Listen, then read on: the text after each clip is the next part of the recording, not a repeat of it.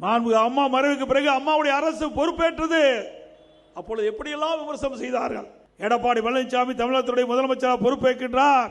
இந்த ஆட்சி 10 நாளைக்கு நிற்குமா, 1 மாசத்துக்கு நிற்குமா, 3 மாசம் நிற்குமா, 6 மாசமா நிற்கிறாங்க. 4 வருடம் 2 மாத காலம் சிறப்பான ஆட்சி நாங்கள் கொடுத்தோம். எங்களுடைய ஆட்சி காலத்தில் ஏற்பட்ட இயற்கை பேரிடுகள், ஆட்சி பொறுப்பேற்றவுடன் கடுமையான வறட்சி, சென்னை மாநகர மக்களுக்கு குடிப்பதற்கு கூட தண்ணீர் இல்லாத ஒரு சூழ்நிலை. எங்களுடைய நிர்வாக திறமையின் காரணமாக தங்குதடை இல்லாம நம்முடைய சென்னை மாநகர மக்களுக்கு குடிநீரை வழங்கிய அரசாங்கம் அதிமுக அரசாங்கம்.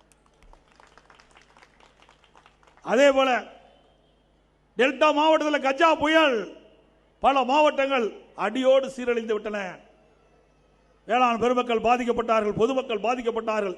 புயல் வேகத்தில் செயல்பட்டு புயலுடைய அடிச்சுவடை இல்லாம நாங்க நிவாரண பணியை மேற்கொண்டு இயல்பு நிலைக்கு கொண்டு வந்த அரசாங்கம் அதிமுக அரசாங்கம்.